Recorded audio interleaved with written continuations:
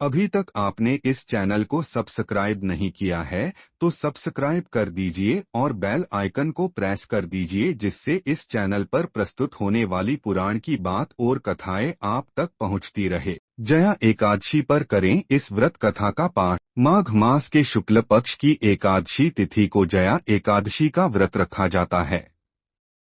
8 फरवरी 2025 को एकादशी का व्रत रखा जा रहा है। इस दिन भगवान विष्णु और माता लक्ष्मी की पूजा करने से हर तरह की समस्याओं से निजात मिल जाती है और सुख समृद्धि की प्राप्ति होती है। इसके अलावा इस व्रत को करने से भूत, पिशाच आदि योनि प्राप्त नहीं होती है। जया एकादशी पर भगवान विष्णु की विधिवत पूजा करने के साथ इस व्रत कथा का पाठ अवश्य करें। इससे शुभ फलों की प्राप्ति होगी। आइए जानते हैं जया एकादशी की संपूर्ण व्रत कथा। पौराणिक कथा के अनुसार धर्मराज युधिष्ठिर भगवान श्री कृष्ण से पूछते करते हैं कि माघ शुक्ल एकादशी को किसे देवता की पूजा करनी चाहिए और इस एकादशी का क्या महात्म्य है।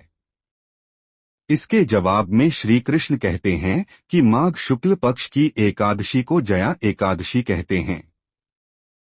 यह एकादशी बहुत ही पुण्यदायी है। इस एकादशी का व्रत करने से व्यक्ति नीच योनि जैसे कि भूत, प्रेत, पिशाच की योनि से मुक्त हो जाता है। जो मनुष्य इस दिन भगवान की पूजा सच्चे मन से करते हैं और व्रत रखते हैं, उसे भूत पिशाच की योनि से मुक्ति मिल जाती है। श्री कृष्ण ने युधिष्ठिर को जया एकादशी के प्रसंग के बारे में भी बताया। एक बार नंदन वन में उत्सव चल रहा था। इस उत्सव में सभी देवता, जाने माने संत और दिव्य पुरुष भी शामिल हुए थे। उस समय गंधर्व गाना गा रहे थे और गंधर्व कन्याएं नृत्य प्रस्तुत कर रही थीं। सभा में माल्यवान नामक एक गंधर्व और पुष्पवती नामक गंधर्व कन्या का नृत्य चल रहा था। इसी बीच पुष्यवती की नजर जैसे ही माल्यवान पर पड़ी, वह उस पर मोहित हो गई। पुष्यवती ये सोचकर सभा की मर्यादा को भूलकर ऐसा नृत्य करने लगी जिससे माल्यवान उसकी ओर आकर्षित हो जाए। माल्यवान गंधर्व कन्या की भंगिमा को देखकर सुध बुध खो बैठा और गायन की मर्यादा से भटक गया, जिससे सुरताल उसका साथ छोड़ गए। दोनों ही अपनी धुन में एक दूसरे की भावनाओं को प्रकट कर रहे थे, किंतु वे इस बात से अनजान थे कि देवराज इंद्र उनकी इस नादानी पर क्रोधित हो रहे थे। तभी उन्होंने दोनों को नीच पिशाच योनि प्राप्त होने का श्राप दिया। इस शाप से तत्काल दोनों पिशाच बन गए और हिमालय पर्वत पर एक वृक्ष पर दोनों का निवास बन गया। पिशाच योनि में इन्हें काफी तकलीफों का सामना करना पड़ रहा था। इसी बीच माघ मास के शुक्ल पक्ष की एकादशी तिथि आई। इस दिन सौभाग्य से दोनों ने केवल फलाहार ग्रहण किया। उस रात ठंड काफी थी तो वे दोनों पूरी रात्रि जागते रहे। ठंड के कारण दोनों की मृत्यु हो गई।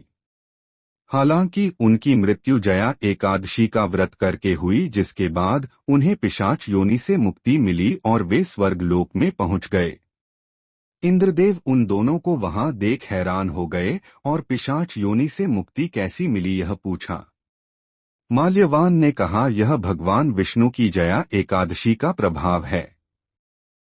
हम इस एकादशी के प्रभाव से पिशाच योनि से मुक्त हुए हैं।